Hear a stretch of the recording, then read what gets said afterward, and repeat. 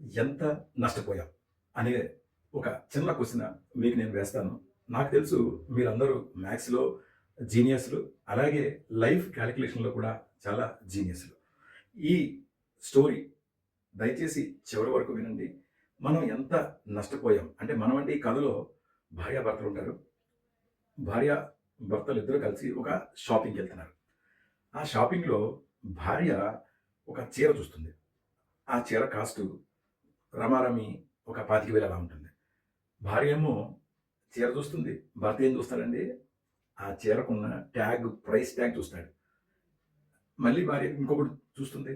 మళ్ళీ భర్త యాజ్ యూజువల్‌గా ప్రైస్ ట్యాగ్ చూస్తాడు. అట్లా చీరల మీద చీరలు, చీరల మీద చీరలు భార్య ఆ సేల్స్ మ్యాన్‌ని అడుగుతూ ఉంటుంది. భర్త పని ప్రైస్ ట్యాగ్ చూడడం. భార్య పని అది సెలెక్ట్ చేసుకోవడం.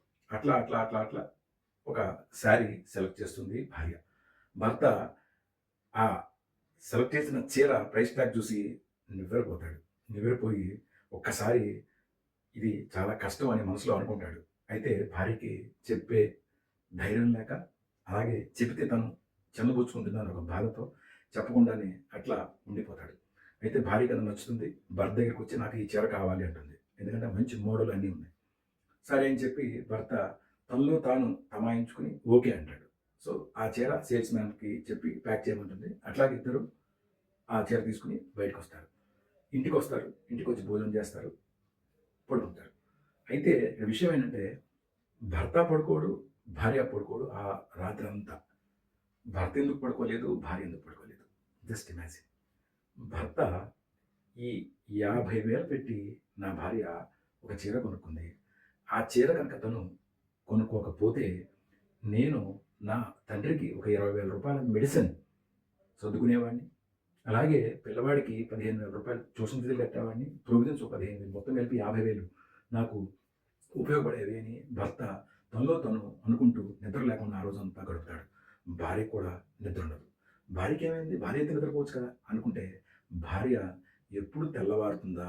ఈ చీర నేను ఎప్పుడు కట్టుకుంటానా? అని చెప్పి రాత్రంతా అసలు పడుకోనే పడుకోదు. అయితే తెల్లవారుజామున తొందరగా లేచి భార్య ఆ చీర కట్టుకోవాలన్న ఒక ఉత్సాహంతో ఓకే. ఉంటుంది.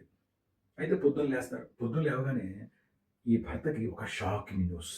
ఆ షాకింగ్ న్యూస్ ఏంటంటే తను 50,000 పెట్టి కొన్న చీర అలా పక్కకి పడేసుంటుంది. అంటే మూల పడేసుంటుంది. ఒక్కసారి భార్యని పిలిచి "ఏమైంది? ఎందుకు అలా పడేసావు?" అనగానే భార్య ఏడుస్తూ "ఏవండీ ఈ చీర నాకు నచ్చలేదు." "అదేంటి నిన్న షాప్‌లో నువ్వే కదా కావాలని కొనుక్కున్నావు" అని అడగగానే "లేదండి నాకు నచ్చలేదు." "ఎందుకు? ఏమైంది? నిన్న నచ్చింది ఇవాళ నచ్చకపోవడానికి కారణం ఏంటి?" అంటే "నేను ఈ చీర కట్టుకుందామని చెప్పి రాత్రంతా నిద్ర కూడా పోలేదు. పొద్దున్న ఈ చీర కట్టుకొని నేను బయటకొచ్చేటప్పటికి ఎదురుగుండా వాళ్ళ పనమ్మాయి సేమ్ డిజైన్ శారీ సేమ్ అలాగే ఉంది. కట్టుకొని కల్లాపు జల్లుతోంది. అది చూసి నాకు మనసు విరిగిపోయింది. అందుకే ఆ చీరని ఇప్పి పక్కన పడేసి నేను నా బట్టలు వేసుకున్నాను." ఒక్కసారి భర్త చాలా బాధపడి షాకింగ్‌లోకి అయితే ఎంత నష్టపోయాడు భర్త అనేది మీరు నాకు మెసేజ్ రూపంలో తెలియజేయండి. భర్త కొంత నష్టపోయాడు. ఎంత నష్టపోయాడు? నాకు తెలుసు మీరు మ్యాథ్స్‌లో జీనియస్‌లని. Please convey your message. Thank you so much.